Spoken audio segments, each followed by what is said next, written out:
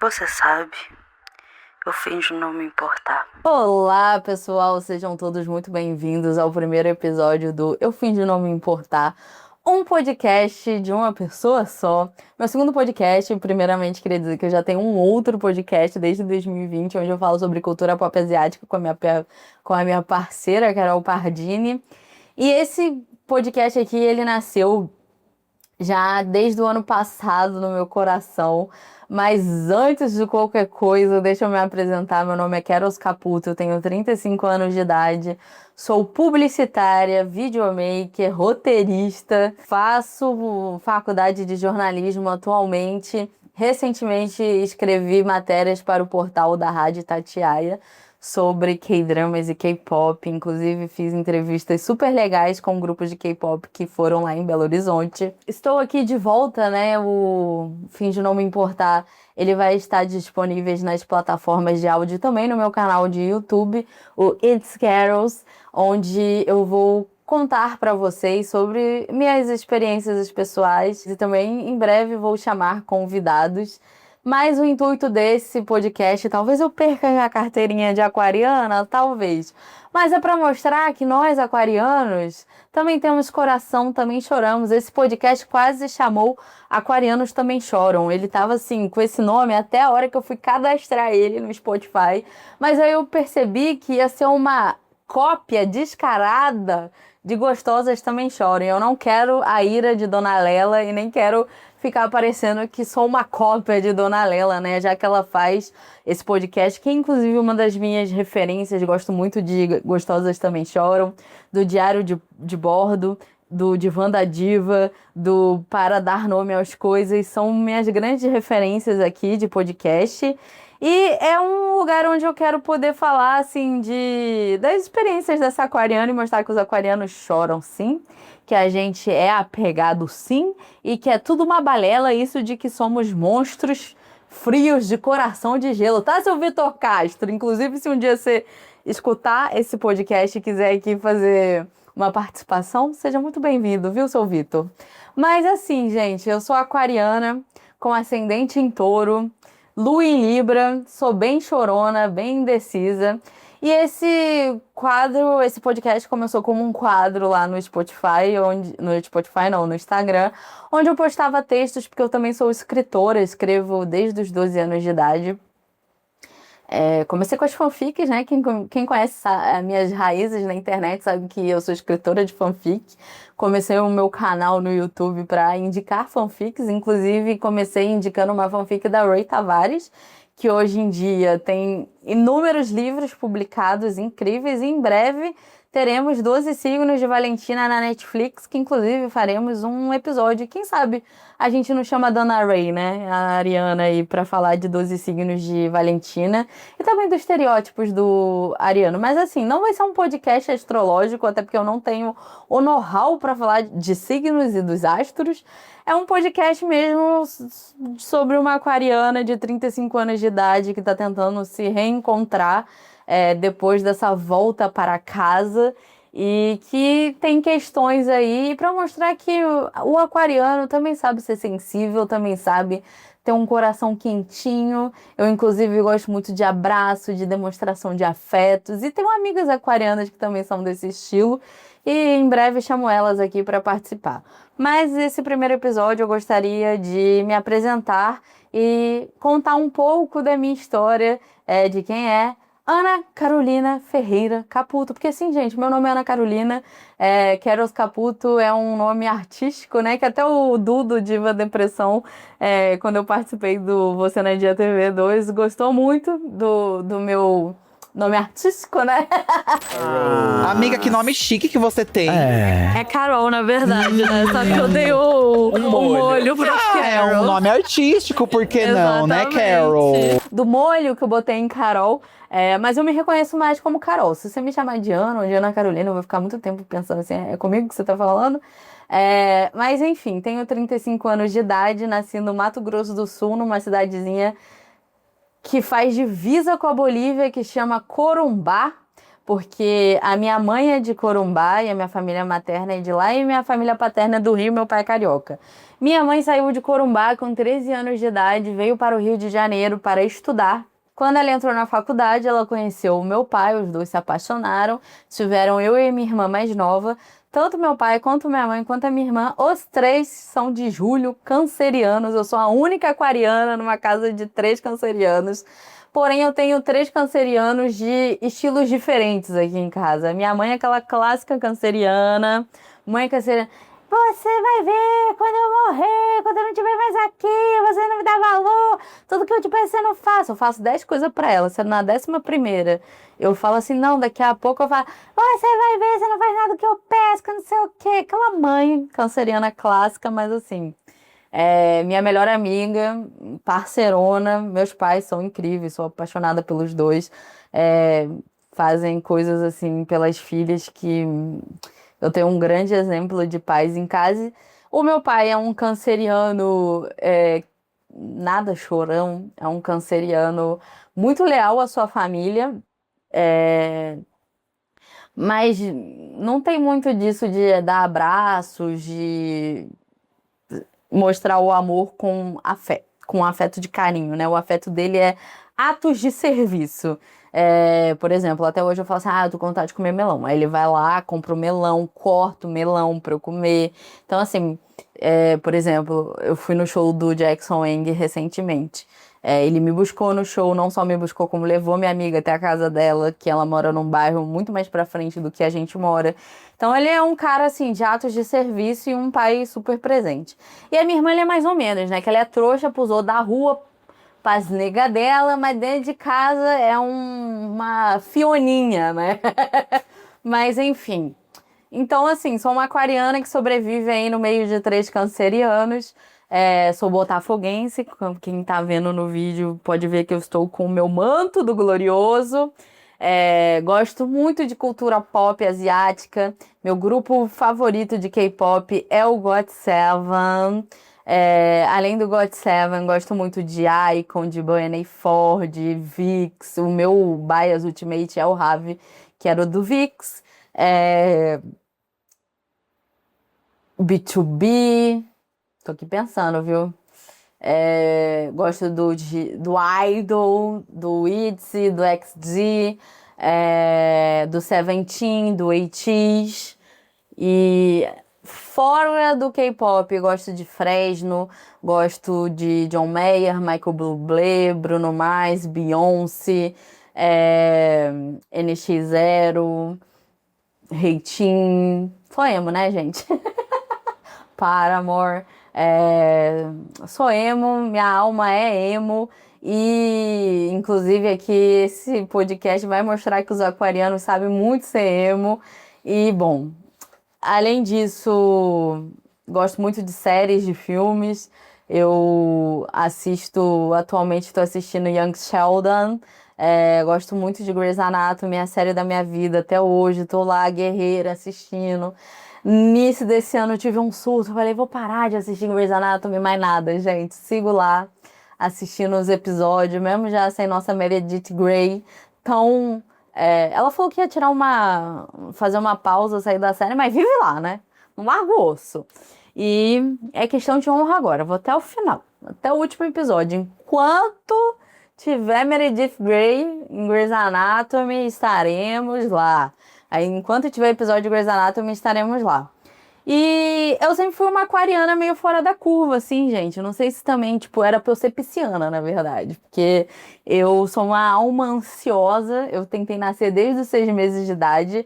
E, como eu disse, eu nasci em Corumbá. Mas eu não fui criada em Corumbá. A gravidez que minha mãe teve de mim foi uma gravidez muito complicada. Teve deslocamento de placenta, então quando eu tava ela tava grávida de mim de 6 meses, ela teve que ir até onde a mãe dela morava, porque é a família materna dela que dava esse suporte, né, essa rede de apoio para ela, e minha avó, ela tinha os compromissos dela, né, e ela não podia mais adiar, ficar no Rio, então elas foram para Corumbá, e minha mãe ficou de repouso, me teve num domingo de carnaval.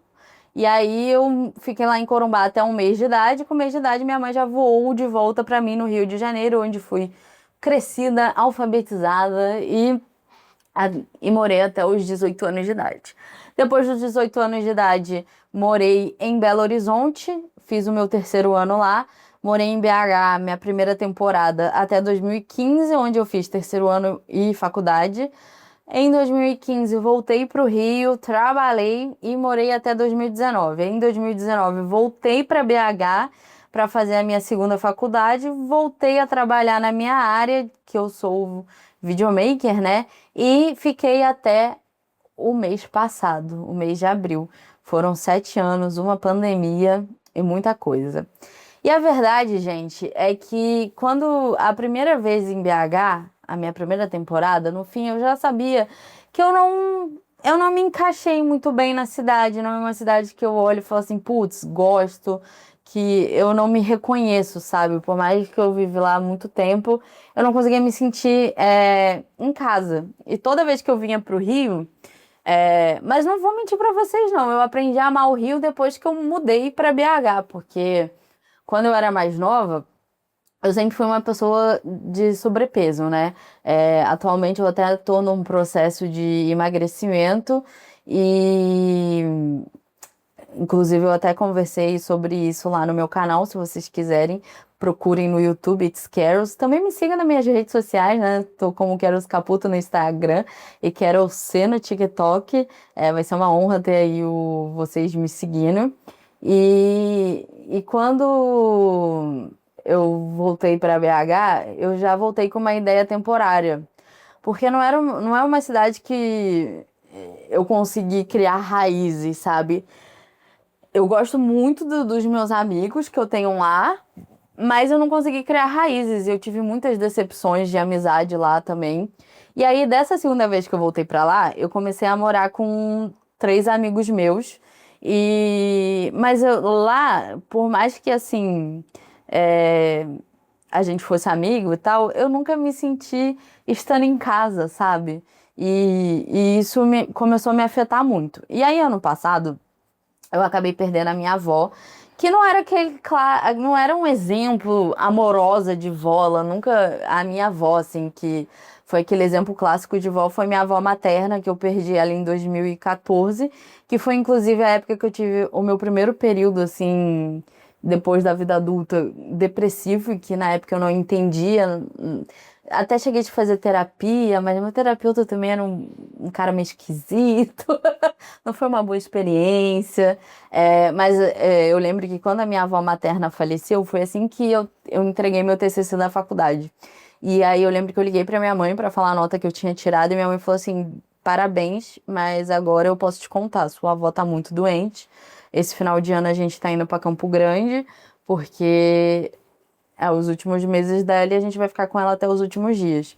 E aí a gente viajou para Campo Grande em dezembro. Minha avó faleceu dia 9 de janeiro de 2014. E foi um ano assim muito complicado para mim. Eu tive muita depressão, eu acordava, eu não tinha força de levantar da cama. Foi um ano muito esquisito, assim, sabe? E muito complicado. E assim, eu tava fazendo pós, eu mais faltava na aula do que ia. Foi um ano muito complicado, assim. E essa minha avó, ela era aquela clássica avó, assim. Meus avós maternos, por mais que eles moravam em Corumbá, eles sempre se fizeram muito presentes. O meu avô paterno, ele foi a minha primeira experiência de... Não, mentira, não foi minha primeira experiência de confronto com a morte. A minha primeira experiência foi meus bisavós, de quando eu tinha 7 anos de idade. Na época, minha mãe estava até grávida da minha irmã e aí foi a minha primeira experiência. Mas eu era pequena, 7 anos, tipo, tive aquele baque, mas eu não tinha muita noção, né, de luto, dessas coisas. Aí, em 2003, quando eu tinha 12 anos de idade, o meu avô materno faleceu. E os meus avós maternos, eles foram muito presentes na nossa vida. Todo domingo ele fazia questão de ligar pra gente, pra saber como é que tava. Todas as férias de final de ano, minha mãe levava a gente pra Corumbá. O meu avô pegava os netos, botava todos os netos, os 7 netos no caravan dele, ia pra Bolívia, porque Corumbá faz divisa com a Bolívia, e na divisa tem uma feira lá, e aí ele dava R$ 10 na mão de cada neto. E aí ele ficava lá tomando a cervejinha dele, comendo a saltenha dele, e a gente ia curtir a feira e tal. Aí ele marcava um horário.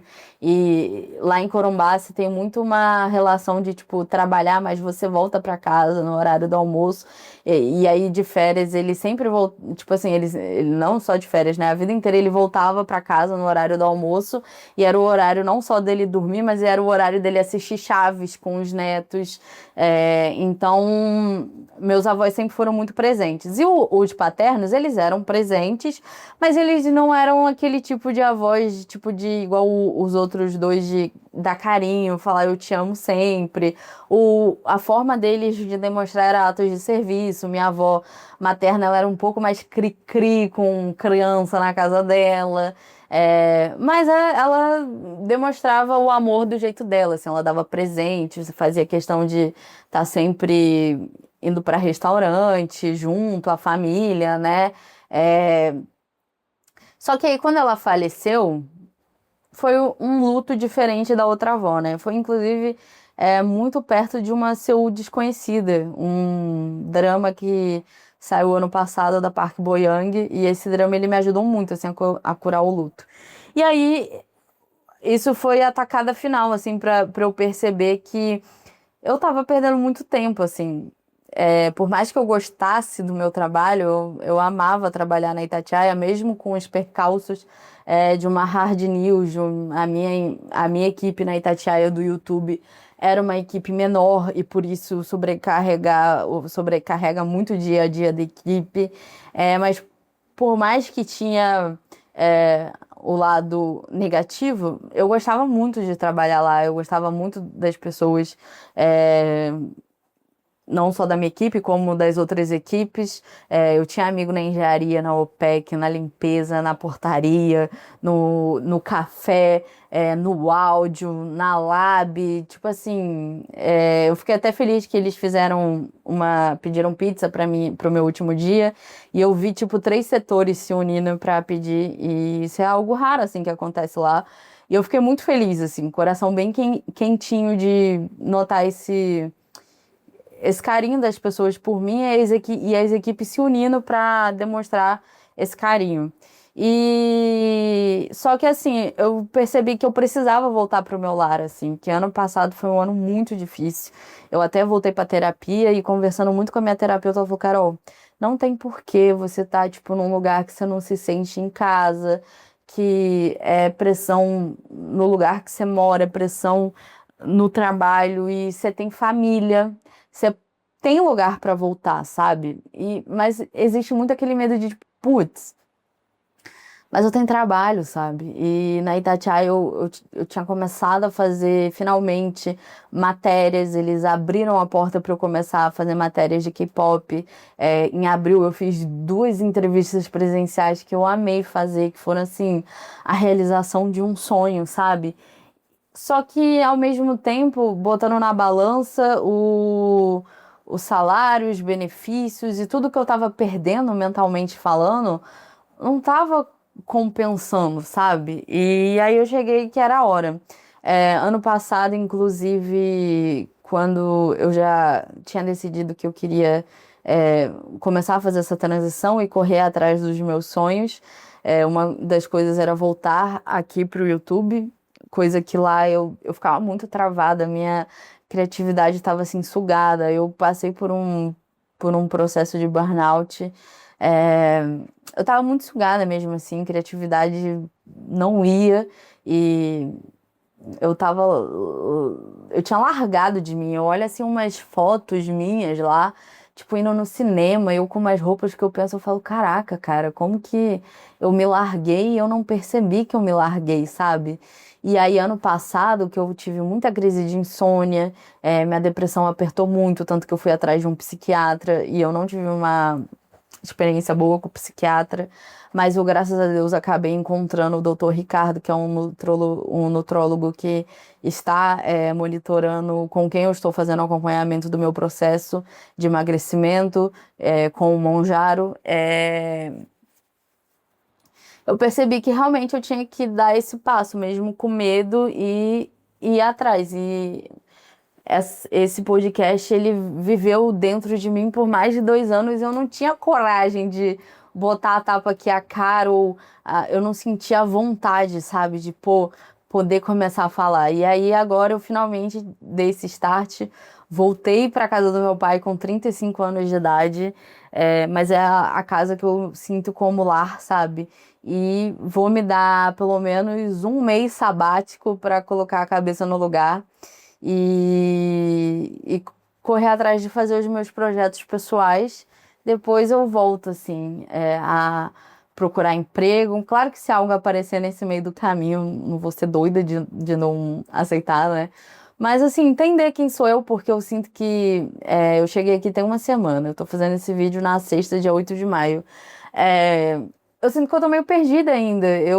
Ano passado, me ligou um alerta muito grande, porque o K-pop, em 2016, quando eu encontrei o K-pop, eu tava numa fase muito perdida e muito ruim mentalmente falando, assim. Eu tinha 25 anos de idade, não tava trabalhando na minha área e eu me sentia muito frustrada, assim, profissionalmente falando, que é diferente da onde eu estou agora, assim. Hoje eu sinto que meus últimos anos na Itatiaia me mostraram que, pô, eu sou uma profissional muito melhor do que eu imaginava e ver como as pessoas falam da minha competência, assim, me fizeram começar a me enxergar com olhos melhores, sabe, profissionalmente falando. E quando eu fui pra BH, eu tava, tipo, totalmente frustrada, assim, totalmente, profissionalmente falando.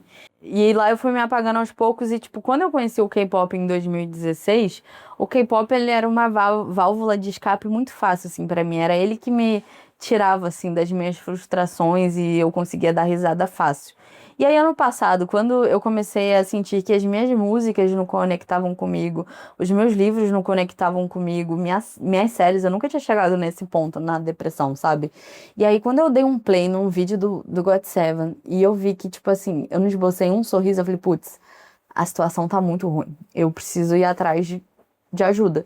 E eu também lutava muito pra tomar ansiolítico. Eu falava, pô, eu não quero ficar dependente de remédio. Mas assim, eu cheguei num ponto que eu precisei. Eu entendi que tudo bem e que eu precisei ir atrás do ansiolítico. E tá tudo certo, sabe? São fases e agora é trabalhar pra começar a sair dele e tentar me encontrar, sabe? Porque eu sinto que eu ainda tô um pouco perdida, assim. Tem música ainda que não conecta muito, assim, comigo. Eu tô meio, assim, tentando me encontrar novamente. E essa parte também desse start pro emagrecimento. E dessa vez eu quero provar pra mim mesma que eu consigo. Porque também todas as vezes que eu tentei emagrecer e eu não consegui, eu sempre me sinto muito frustrada. Eu sinto que eu não sou uma pessoa com determinação. E eu quero mudar isso, sabe? Eu quero mostrar que eu tenho determinação, sim, ir atrás dos meus sonhos. Esse ano eu consegui finalmente também parar de ter vergonha. Eu sempre falava, vou me inscrever no reality show da Dia TV, mas achava que não era o suficiente, que nunca iam olhar pra mim. Cara, os caras olharam pra mim, eu cheguei no top 82, 85. Cheguei de ir na fase da seleção onde você é entrevistado pelo Rafa e pelo Diva, e no meu caso também pela Bielo. Então, eu quero mostrar pra mim mesma, e esse podcast vai ser um pouco esse relato, e também vou mostrar como que os aquarianos são sensíveis, têm suas fraquezas também, seus pontos fracos, seus calcanhares de Aquiles, e espero que vocês acompanhem aí essa jornada comigo. Então, esse é o primeiro episódio do Eu Finjo Não Sentir, que quase se chamou Aquarianos Também, também Choram. E espero que vocês curtam, comentem e digam quais assuntos vocês querem ver por aqui, viu? Muito obrigada por me escutarem nesse primeiro episódio e até a próxima vez.